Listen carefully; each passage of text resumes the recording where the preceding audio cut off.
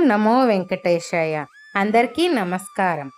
మన ఛానల్ ద్వారా ఎప్పటికప్పుడు తిరుమల తిరుపతి దేవస్థానానికి సంబంధించిన తాజా సమాచారాన్ని మీకు అందిస్తున్నాము.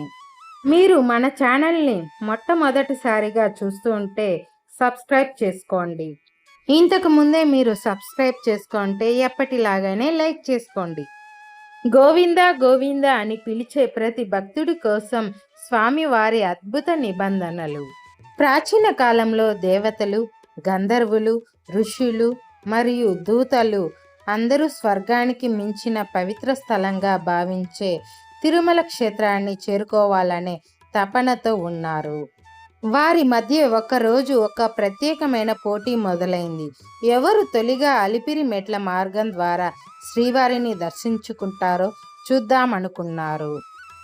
అయితే ఓ సమస్య ఏర్పడింది. అందులో సాధారణ ప్రజలు, భక్తులకు అవకాశం లేకుండా పోయింది. ఆ దైవిక శక్తులు తమ శక్తి ప్రదర్శనతో ముందుగా వెళ్ళిపోతూ సాధారణ భక్తులను అవహేళన చేయడం ప్రారంభించారు. అప్పుడే అఖిలాండ కోటి బ్రహ్మాండ నాయకుడు శ్రీ వెంకటేశ్వర స్వామి వారు ఈ అన్యాయాన్ని గుర్తించారు. భక్తుల పట్ల ఆయనకు ఎంత ప్రేమ! ఆ స్వామి వెంటనే ఒక నిబంధన ప్రకటించారు. శ్రీ వెంకటేశ్వర స్వామి వాక్యాలు ఇలా చెప్పారు: ఇప్పటి నుండి గోవింద హరి గోవింద అంటూ విశ్వాసంతో నన్ను పిలుచుకుంటూ అలిపిరి మెట్లు ఎక్కే ప్రతి భక్తుడికి మీరు రక్షణ కల్పించాలి.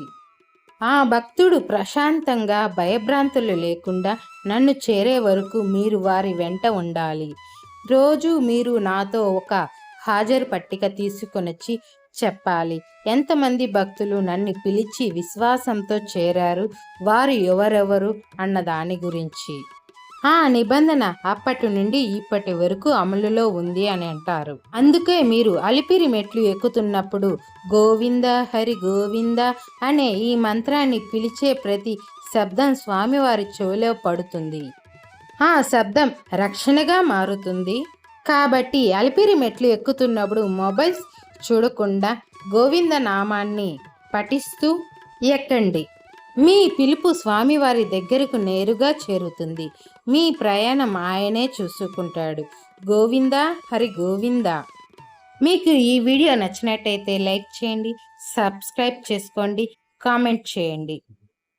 శ్రీవారి ఆశీస్సులు మీ మీద ఎల్లప్పుడూ ఉండాలని కోరుకుంటూ సర్వే జనా సుఖినో భవంతు. నెక్స్ట్ వీడియోలో మళ్ళీ కలుద్దాం.